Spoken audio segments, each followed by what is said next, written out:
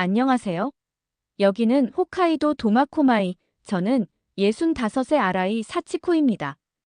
우메노키 우동이라는 작은 식당을 손자 하루키와 함께 운영하고 있죠. 오늘도 아침 5시에 일어나 쌀을 씻습니다.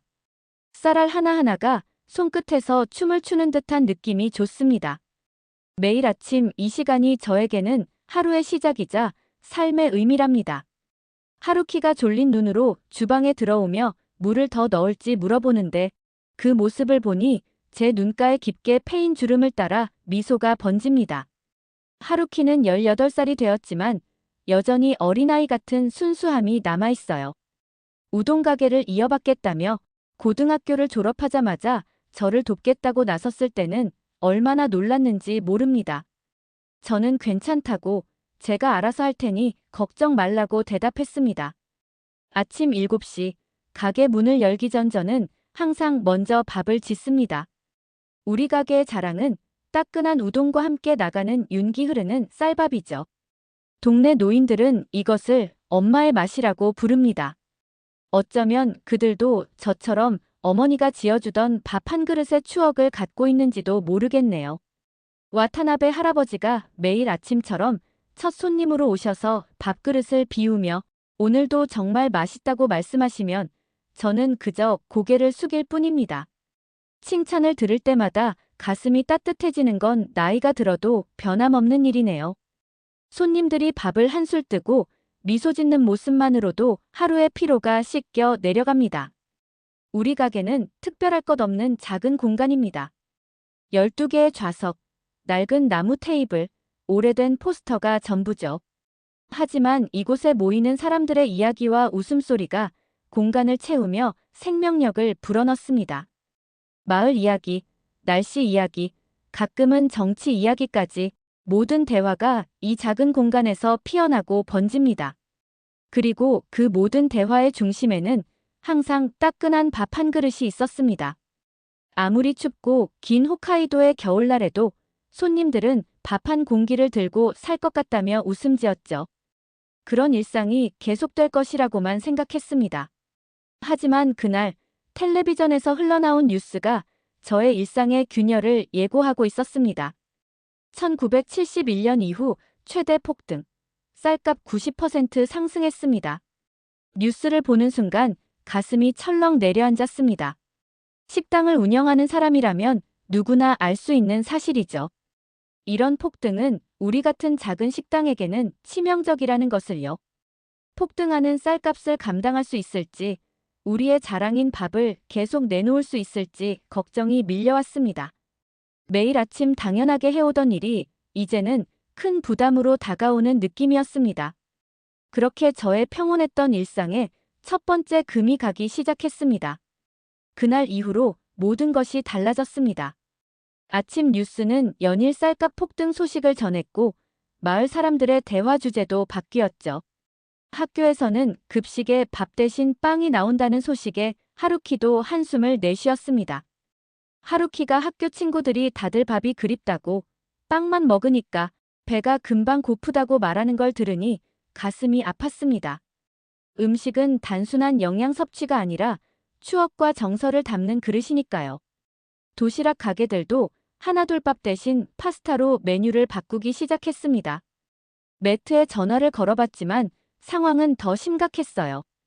아라이 씨, 정말 죄송하지만 지금은 재고가 거의 바닥났고 다음 달에도 상황이 나아질지 모르겠다는 답변만 돌아왔습니다. 수화기를 내려놓으며 깊은 한숨이 절로 나왔습니다. 창밖에는 봄비가 내리고 있었고 빗방울이 유리창에 부딪히는 소리가 제 마음속 불안과 겹쳐 울렸습니다. 마트에 가봤지만 쌀 진열대는 텅 비어 있었고 있는 것이라곤 너무 비싼 고급 쌀뿐이었죠. 그마저도 한 가구당 구매량이 제한되어 있어서 식당 운영에 필요한 양을 확보할 수 없었습니다. 집에 돌아와 장부를 펼쳤습니다. 숫자들이 제게 말을 걸어오는 듯 했어요. 이대로는 안 되라고요. 계산기를 두드려 보니 쌀값 상승분을 메뉴 가격에 반영하면 우동 한 그릇이 거의 2배 가까이 비싸져야 했습니다. 이건 우리 단골 손님들, 특히 연금으로 살아가는 노인분들에게는 너무 큰 부담일 테죠. 그날 밤, 저는 잠을 이루지 못했습니다. 창문 너머로 보이는 달빛이 마루에 들이우는 그림자가 제 마음 위에 들이운 불안과 닮아 있었어요. 이불을 뒤척이다 결국 일어나 부엌으로 향했습니다. 마지막 남은 쌀을 꺼내 한 줌 쥐어보았죠. 쌀알들이 손가락 사이로 흘러내리는 모습이 눈물겹게 느껴졌습니다. 이걸 어쩐다. 마음속으로 중얼거리며 내일을 걱정했습니다. 다음 날 아침, 식당을 열기 전에 하루키와 진지한 대화를 나눴습니다. 하루키는 할머니, 밥이 없는 우메노키는 상상할 수 없다며 단호하게 말했습니다. 저도 알고 있었습니다. 우리 가게의 정체성은 바로 그 따뜻한 밥 한 공기에 있다는 것을요. 그것이 없다면 우리는 그저 평범한 우동집에 불과할 테니까요. 결국 저는 모험을 결심했습니다. 수입사를 시도해보기로 한 것이죠. 가슴 한편에서는 불안감이 일었습니다. 수십 년간 같은 쌀로 밥을 지어온 저에게 낯선 쌀을 사용한다는 것은 마치 다른 언어로 말하는 것처럼 어색하고 불편한 일이었으니까요. 하지만 이대로 쌀밥을 포기할 순 없었습니다. 저는 마트 아는 분을 통해 수입쌀을 소량 구해보기로 했습니다. 그리고 그 결정이 우리 가게의 첫 번째 실현이 되리라고는 그때는 미처 상상하지 못했습니다. 하지만 무엇이든 시도하지 않으면 앞으로 나아갈 수 없다는 것을 오랜 인생을 살아오며 배웠습니다.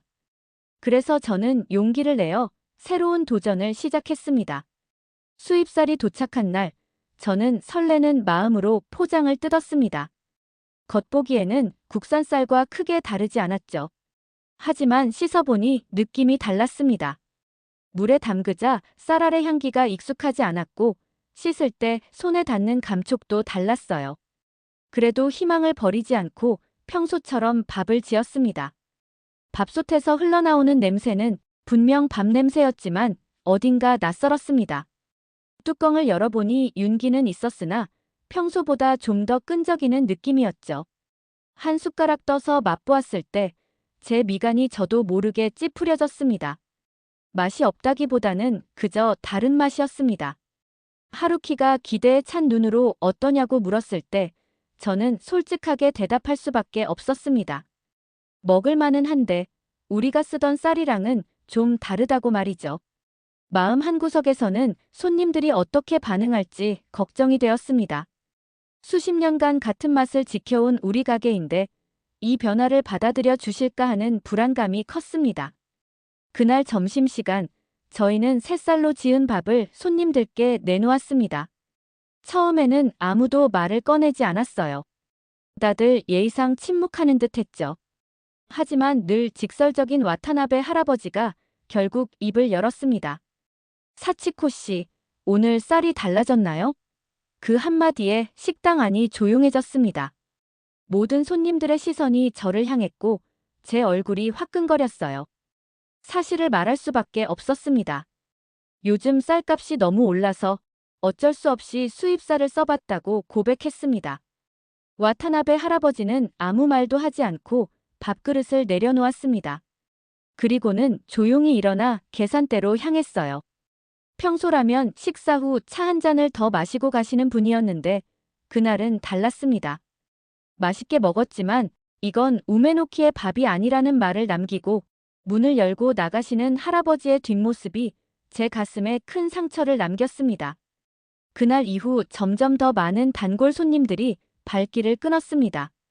어떤 분들은 친절하게 위로의 말을 건네기도 했지만 결국 다시 오지 않았죠. 마치 오랫동안 지켜온 약속을 제가 어긴 것 같은 기분이 들었습니다.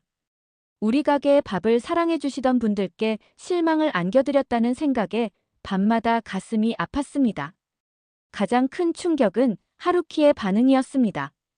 언제나 저의 든든한 지원자였던 손자가 수입쌀로 지은 밥을 몇 번 먹어보더니 어느 날 아침 조용히 말했어요.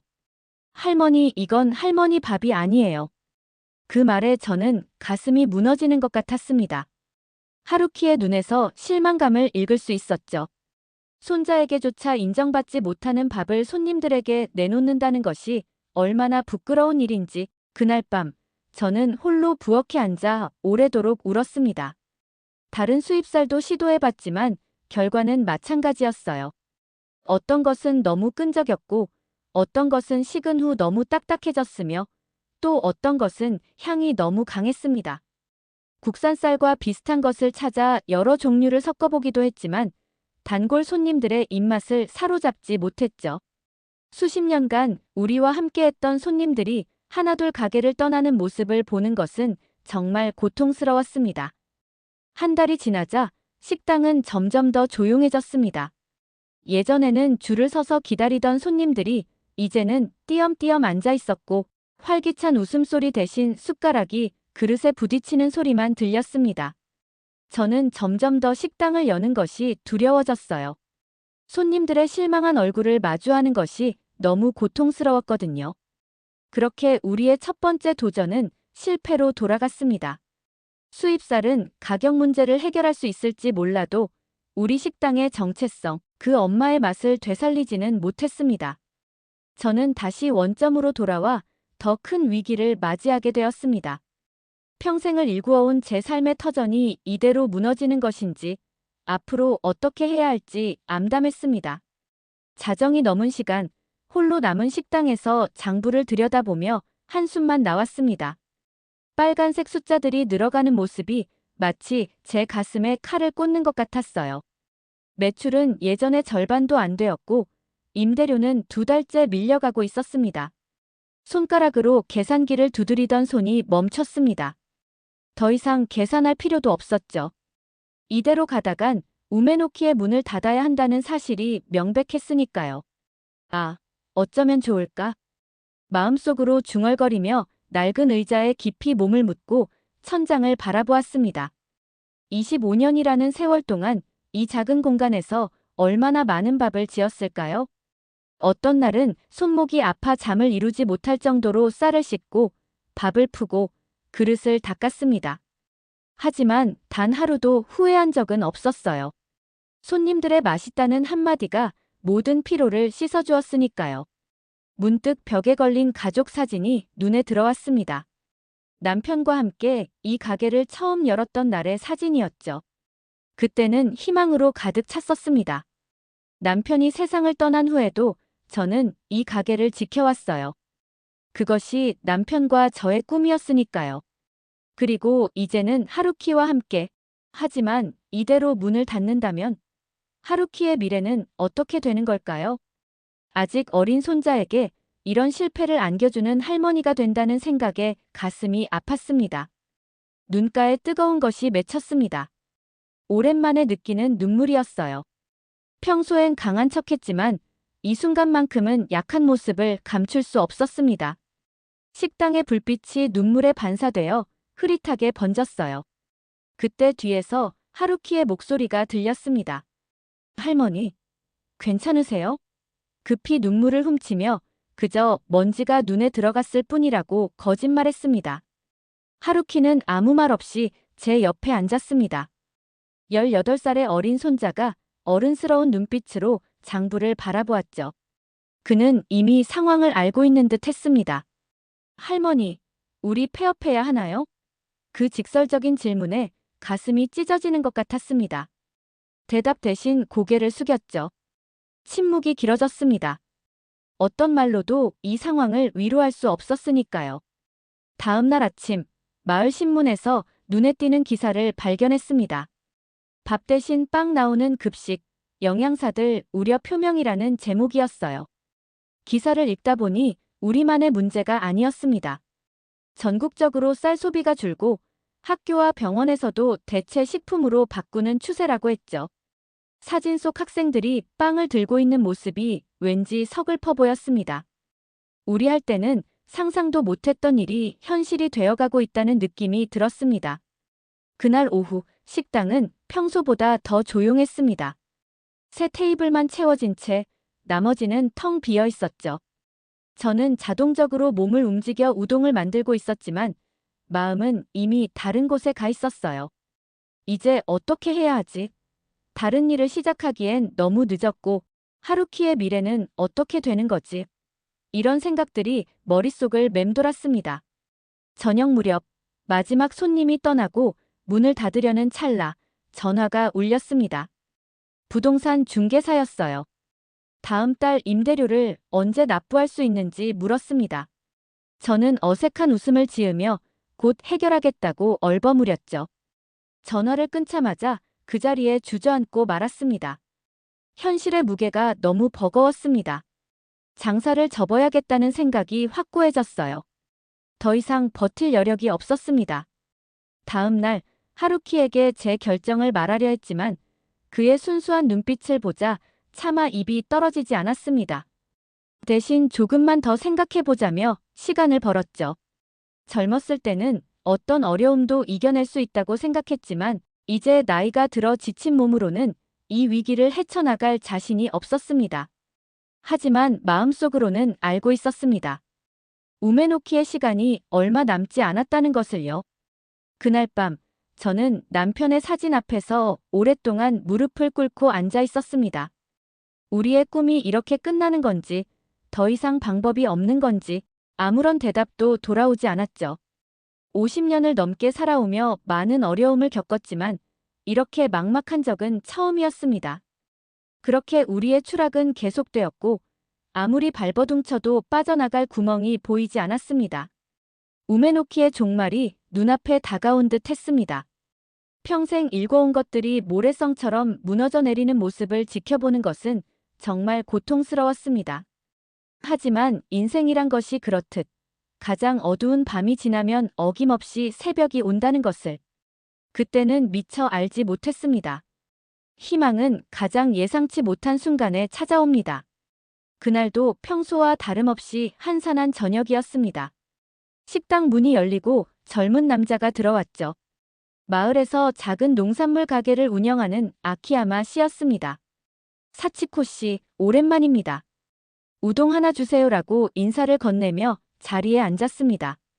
아키야마 씨는 농산물 중개업을 하며 여러 지역의 식재료를 다루는 사람이었습니다. 평소에는 바쁘다며 자주 오지 않았는데 이렇게 늦은 시간에 찾아온 것이 조금 의아했죠. 우동을 내어주며 요즘 바쁘셨냐며 오랜만에 뵙는다고 말씀드렸습니다. 아키야마 씨는 고개를 끄덕이며 주머니에서 작은 종이봉투를 꺼냈습니다. 사실 사치코 씨께 보여드릴 게 있어서 왔습니다. 그가 봉투에서 꺼낸 것은 쌀 한 줌이었습니다. 평범해 보이는 쌀이었지만 왠지 윤기가 돌고 입자가 고르게 보였어요. 이게 뭔가요? 라고 물으니 전라남도 해남에서 온 쌀입니다. 한국 쌀이죠라고 설명했습니다. 소량이 들어왔는데 맛이 아주 좋다고 입소문이 났어요. 사치코 씨가 쌀 문제로 고민하신다는 얘기를 들어서 샘플을 가져왔습니다. 라는 그의 말에 솔직히 처음에는 반신반의했습니다. 이미 여러 수입쌀로 실패한 경험이 있었으니까요. 고맙지만 손님들이 국산 쌀 아니면 입맛에 안 맞아 한다고 말했습니다. 한번 밥을 지어보세요. 전 많이 다녀봤지만 이 쌀은 특별해요.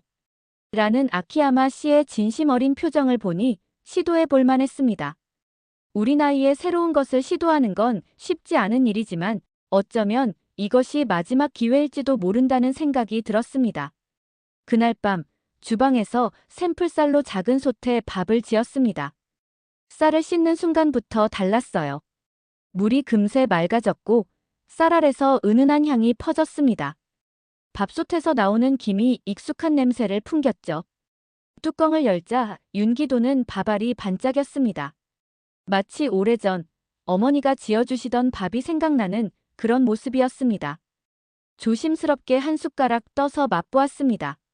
그 순간 저도 모르게 눈을 감았어요. 오랜 시간 잊고 있던 맛이었습니다.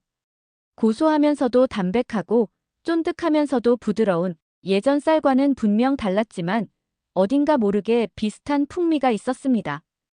이 맛이 바로 제가 그토록 찾던 것이었습니다. 하루키야, 이것 좀 먹어볼래? 방에서 나온 하루키에게 밥 한 숟가락을 건넸습니다.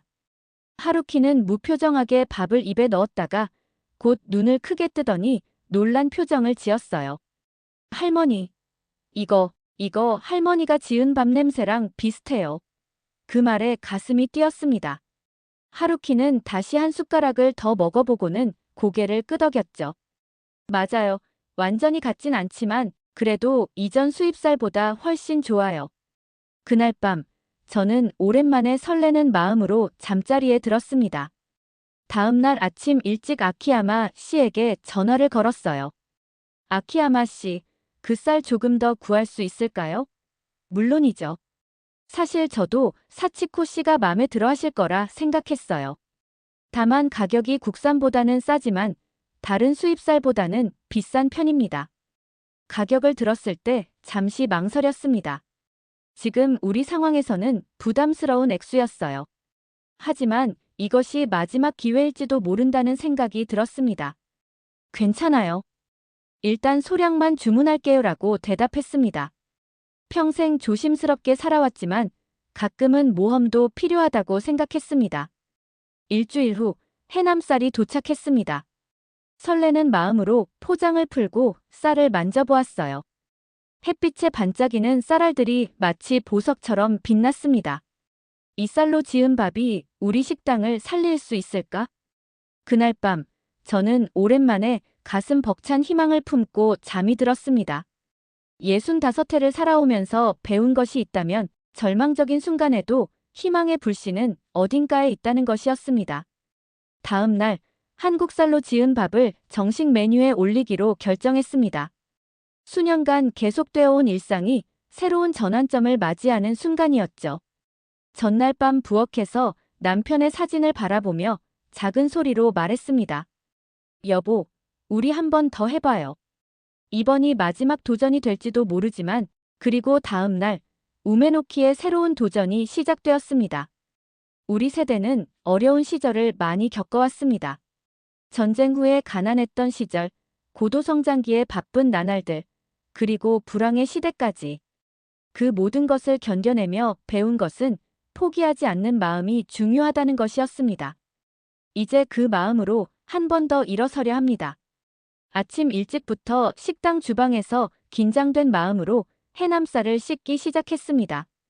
매일 반복해온 동작이지만 오늘따라 손이 떨리고 가슴이 두근거렸습니다.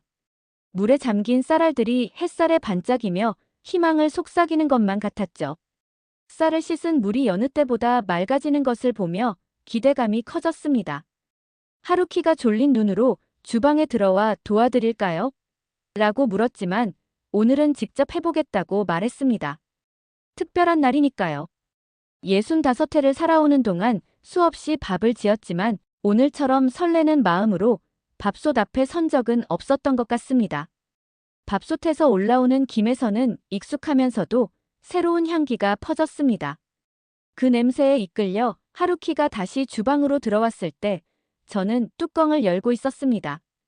윤기가 흐르는 밥알들이 빛나고 있었어요. 한 숟갈 떠서 맛을 보니 입안 가득 고소함이 퍼졌습니다. 국산 쌀과는 분명 다른 맛이었지만 그 차이가 오히려 특별한 매력으로 다가왔습니다. 하루키는 정말 맛있다며 이건 진짜 할머니 밥맛이라고 기뻐했습니다. 그 반응에 저도 모르게 미소가 번졌습니다. 오랜만에 찾아온 희망의 불씨였습니다. 문을 열 시간이 다가오자 가슴이 더욱 뛰었어요. 오늘의 반응이 우리 식당의 운명을 결정할지도 모른다는 생각에 손에 땀이 배었습니다. 8시 정각 문을 열자마자 첫 손님으로 와타나베 할아버지가 들어오셨습니다. 얼마 전 실망하고 돌아가셨던 그분이 다시 오신 것을 보니 감사한 마음이 들었어요. 사치코 씨, 오늘도 우동 정식 주세요. 쌀은 여전히 수입쌀인가요? 라고 물으셨습니다. 네, 하지만 오늘은 다른 쌀입니다. 한국에서 온 쌀이에요라고 대답했습니다. 와타나베 할아버지의 눈빛에 의심이 스쳤지만 그래도 자리에 앉으셨습니다. 저는 최대한 정성을 다해 우동을 만들고 은은한 김이 나는 해남쌀밥을 내놓았습니다. 그릇을 내려놓는 제 손이 떨렸어요. 와타나베 할아버지는 의심스러운 눈빛으로 밥을 한 숟가락 떠서 입에 넣었습니다. 그 순간이었습니다. 할아버지의 표정이 놀라움으로 바뀌더니 이내 밝은 미소가 번졌습니다. 이 밥이야. 사치코 씨, 이게 바로 우메노키의 밥이라고요. 심장이 튀어나올 것 같았습니다. 와타나베 할아버지는 밥을 한 숟가락 더 떠먹더니 고개를 끄덕이며 감탄했습니다. 완전히 똑같진 않지만 그래도 이 맛이야. 내가 그리워하던 바로 그 맛이에요. 그 말을 들은 순간 눈물이 핑 돌았습니다. 희망이 현실이 되는 순간이었죠. 와타나베 할아버지는 식사를 마치고 나가면서 큰 소리로 말했습니다. 여러분, 우메노키의 밥이 돌아왔어요. 꼭 드셔보세요. 그 소문이 퍼지기 시작했습니다. 점심시간이 되자 오랫동안 보지 못했던 단골 손님들이 하나둘 모여들었어요. 모두들 의심스러운 눈빛으로 밥그릇을 바라보다가 한 숟가락 먹고는 놀란 표정을 짓곤 했습니다. 이거 정말 맛있네요. 어떻게 이런 쌀을 구하셨어요? 이 밥이야말로 진짜 우메노키의 맛이죠. 이런 감탄사들이 식당을 채우기 시작했습니다. 식당 안에 다시 웃음소리가 가득 찼습니다. 오랜만에 모든 테이블이 채워졌고 저녁 무렵에는 심지어 줄까지 생겼습니다. 하루키는 정신없이 주문을 받느라 바빴고 저는 주방에서 쉴 새 없이 우동과 밥을 만들었어요. 피곤했지만 행복했습니다. 오랜만에 느끼는 활기와 희망이었으니까요. 이틀째 되는 날 식당 앞에는 아침부터 손님들이 기다리고 있었습니다. 소문은 빠르게 퍼져 이제는 옆 동네에서도 손님들이 찾아왔어요. 한국쌀로 지은 밥이 정말 맛있다더라 하는 이야기가 마을 전체에 퍼진 것 같았습니다. 우리 세대는 입소문의 힘을 잘 알고 있습니다. 텔레비전 광고보다 더 강력한 것이 이웃의 추천이니까요. 세 번째 날, 저는 아키야마 씨에게 다시 전화를 걸어 더 많은 양의 해남쌀을 주문했습니다. 가격이 부담스러웠지만 이제는 자신감이 생겼어요. 손님들이 3배 이상 늘었고 매출도 크게 올랐으니까요. 아키야마 씨, 고마워요. 당신이 아니었다면 우리 가게는 이미 문을 닫았을 거예요. 라고 진심으로 감사를 전했습니다. 아니에요, 사치코 씨. 좋은 식재료는 언제나 좋은 요리사를 찾아가는 법이니까요. 라는 그의 대답이 가슴에 따뜻하게 와닿았습니다. 우메노키의 기적이 시작되었습니다. 절망의 나락에서 희망의 빛을 발견한 순간이었습니다. 우리 세대가 젊은 시절 경제 성장기에 열심히 일했던 것처럼 이제는 다시 한번 열정을 다해 일할 수 있는 기회가 찾아온 것 같았습니다. 그리고 그 중심에는 한국에서 온 쌀이 있었습니다. 살면서 이렇게 타국의 것에 감사하는 마음이 든 적이 있었을까요? 국경을 넘어 마음을 잇는 밥 한 공기의 힘을 저는 이 나이에 처음 깨달았습니다. 일주일이 지났을 때 놀라운 일이 일어났습니다. 지역 신문사의 기자가 찾아와 우리 가게 이야기를 취재하겠다고 했어요. 처음에는 당황스러웠지만 하루키가 적극적으로 나서서 인터뷰를 돕겠다고 했습니다. 이런 관심이 부담스럽기도 했지만 한편으로는 우리 가게가 다시 활기를 찾은 것이 기뻤습니다. 기자가 사치코 씨, 국산 쌀값이 폭등하는 상황에서 왜 다른 수입쌀이 아닌 한국쌀을 선택하셨냐고 물었습니다. 솔직히 말하면 처음부터 한국쌀을 선택한 건 아니었습니다. 여러 나라의 쌀을 시도해봤지만 맛이 달랐죠. 그러다 우연히 해남쌀을 소개받았고 첫 맛에 느꼈습니다. 이 쌀이라면 가능하겠다고요라고 대답했습니다. 인터뷰가 나간 후 정말 믿을 수 없는 일들이 연이어 일어났습니다. 홋카이도 각지에서 손님들이 찾아왔고 일본 전국 뉴스에까지 우리 이야기가 실렸어요. 쌀 위기에 맞선 작은 우동집의 도전이라는 제목으로 말이죠. 이 나이에 이런 관심을 받게 될 줄은 상상도 못했습니다. 동네 어르신들도 축하해 주셨고 오랜 친구들도 연락이 왔습니다. 그러자 정말 예상치 못한 반응이 일어났습니다. 일본 각지의 식당 주인들이 해남쌀에 대해 문의하기 시작했어요. 아키야마 씨는 전화가 끊이지 않았다고 했습니다. 인터넷 커뮤니티에서는 한국쌀이 정말 그렇게 맛있나요? 라는 질문과 함께 토론이 벌어졌고 온라인 쇼핑몰에서는 해남쌀이 순식간에 품절되었습니다. 일본 소셜미디어에서는 다양한 반응이 나왔어요.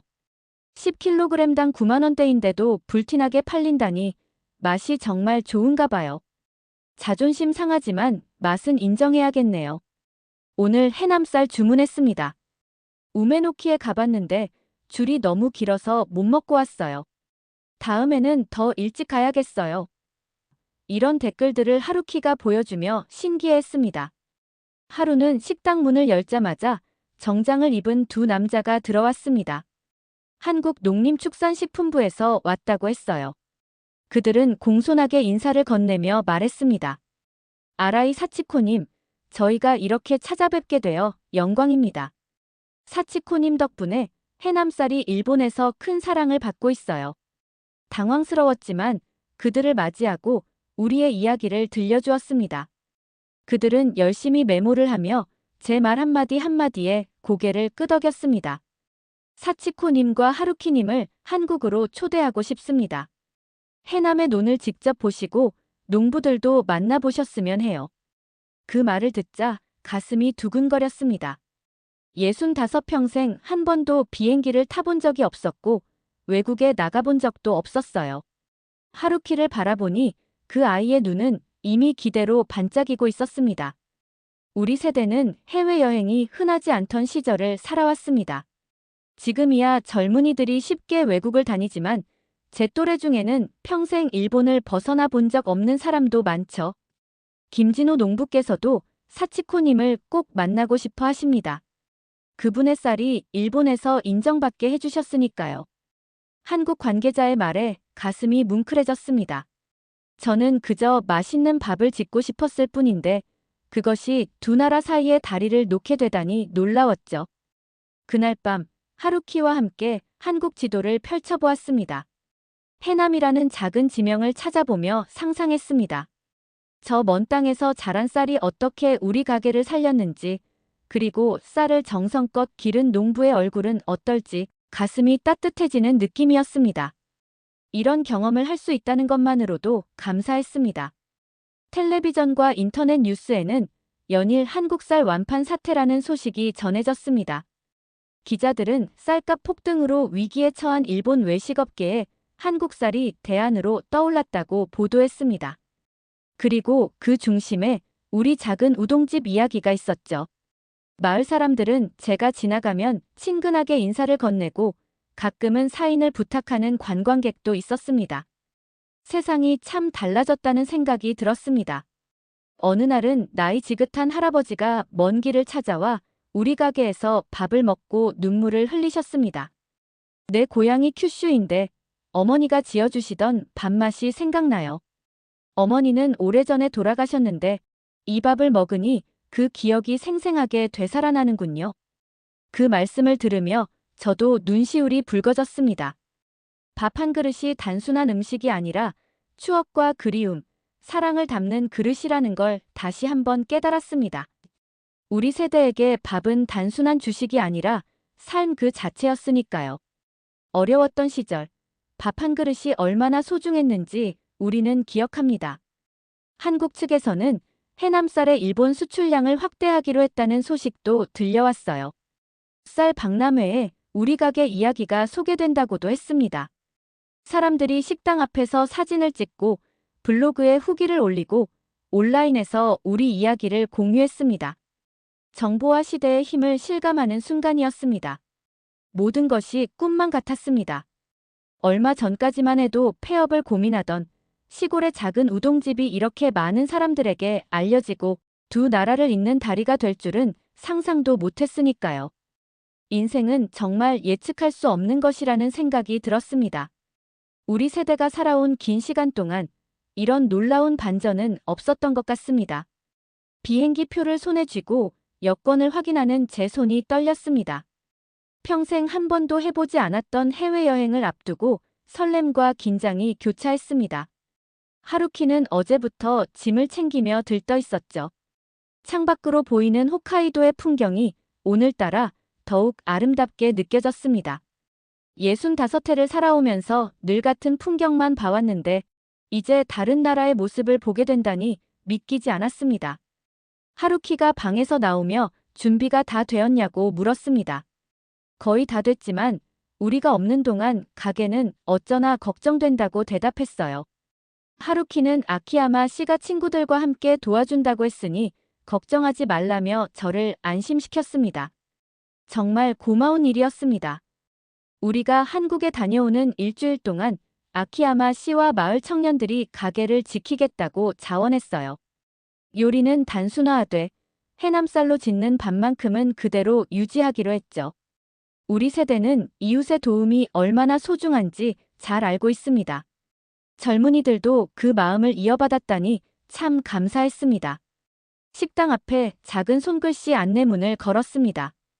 이 밥은 한국 해남에서 온 쌀로 지었습니다. 감사합니다.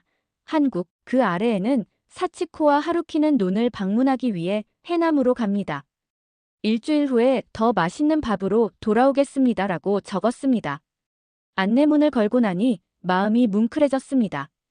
이 작은 식당이 이제는 단순한 장사 공간이 아니라 두 나라를 잇는 다리가 되었다는 생각이 들었습니다. 공항으로 가는 택시 안에서 지난 몇 개월을 되돌아보았습니다. 쌀값 폭등으로 시작된 위기, 수입쌀의 실패, 폐업의 위기, 그리고 해남쌀과의 만남. 모든 순간이 이제는 하나의 이야기로 연결되어 있었습니다. 우리 세대가 살아온 긴 세월처럼 인생에는 험한 고비가 있지만 결국 의미 있는 이야기로 완성되는 것 같습니다. 하루키가 무슨 생각을 하냐고 물었습니다. 이 나이에 이런 경험을 하게 될 줄은 몰랐다며 인생은 참 예측할 수 없는 것 같다고 대답했습니다. 젊었을 때는 새로운 경험을 당연하게 여겼지만 나이가 들수록 그런 기회가 줄어든다고 생각했는데 이제 와서 이렇게 큰 모험을 하게 되다니 신기했습니다. 공항에 도착해서 체크인을 하는 동안 몇몇 사람들이 알아보고 인사를 건넸습니다. 우메노키의 사치코 씨 맞죠? 텔레비전에서 봤어요. 어색한 마음이 들었지만 그래도 따뜻한 기분이었습니다. 우리 세대는 이런 관심에 익숙하지 않아서 쑥스럽기도 했지만 그래도 감사한 마음이 컸습니다. 비행기에 오르기 전 창가에 서서 홋카이도의 하늘을 바라보았습니다. 30년 전 남편과 함께 이 땅에 와서 작은 우동집을 열었을 때가 생각났습니다. 그때는 국산쌀로 밥을 짓는 것이 당연했고 이렇게 한국까지 가게 될 줄은 상상도 못했습니다. 우리 세대가 젊었을 때는 한국과 일본의 관계가 지금보다 더 써먹써먹했던 시절이었으니까요. 비행기 안에서 하루키는 설레는 마음에 계속 창밖을 내다보았습니다. 저는 조용히 눈을 감고 생각에 잠겼습니다. 남편이 살아있었다면 얼마나 기뻐했을까? 그는 항상 사치코, 너의 밥은 특별해라고 말했었죠. 이제 그 밥이 우리를 이렇게 멀리 데려오다니 남편에게 이 이야기를 들려주고 싶었습니다. 한국에 도착하자 농림축산식품부 관계자들이 우리를 맞이했습니다. 그들은 매우 공손하고 친절했어요. 내일 해남으로 가는 일정입니다. 오늘은 서울에서 하룻밤 묵으시고 편히 쉬세요. 처음 밟는 이국 땅이 낯설면서도 설레었습니다. 우리 세대에게 한국은 가깝고도 먼 나라였는데 이제 이렇게 직접 와보니 감회가 남달랐습니다. 호텔방에 들어와 쉬면서 창밖으로 보이는 낯선 도시의 불빛을 바라보았습니다. 하루키는 이미 한국어 몇 마디를 익히며 신이 났지만 제 마음은 내일 만나게 될 농부를 생각하며 설레었습니다. 그분은 어떤 마음으로 쌀을 기르실까? 우리처럼 자신의 일에 자부심을 가지고 계실까? 그런 생각들이 머릿속을 맴돌았습니다. 이틀 후 드디어 해남의 김진호 씨의 논에 도착했습니다. 푸른 논이 끝없이 펼쳐진 풍경이 눈앞에 나타났을 때 눈물이 핑 돌았어요. 그곳에서 우리를 기다리고 있던 김진호 씨는 68배 농부였습니다. 그의 얼굴은 햇볕에 그을려 있었고 손은 거칠었지만 눈빛은 따뜻했습니다. 그 모습이 우리 세대의 모습과 너무나 닮아 있어 친근하게 느껴졌습니다. 아라이 씨, 만나서 반갑습니다. 제 쌀이 당신 식당을 도왔다니 정말 기쁩니다. 통역을 통해 이야기를 나누었지만 말이 아니더라도 서로의 마음이 전해지는 것 같았습니다. 김진호 씨는 자신의 논을 자랑스럽게 보여주었고 쌀 농사의 비결을 들려주었습니다. 저는 우리 가게 이야기를 들려주었고 손님들이 얼마나 그의 쌀을 사랑하는지 말했습니다.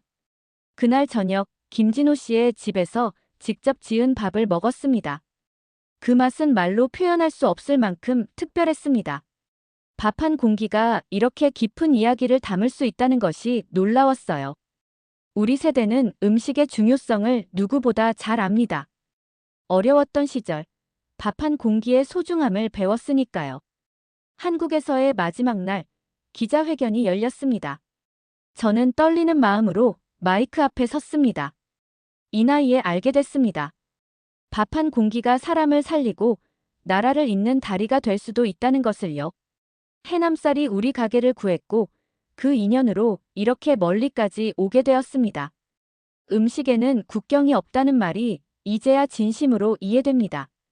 일본으로 돌아가는 비행기 안에서 하루키에게 물었습니다.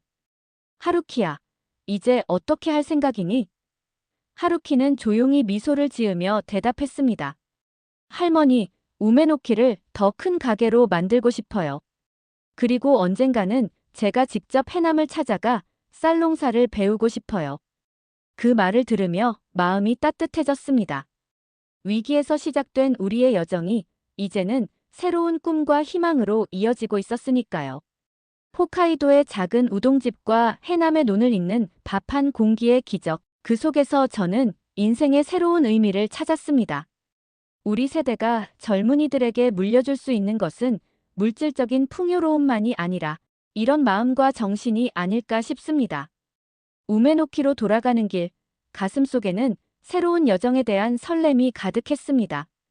이제 우리의 작은 식당은 단순한 우동집이 아닌 두 나라의 맛과 문화가 만나는 특별한 장소가 될 테니까요.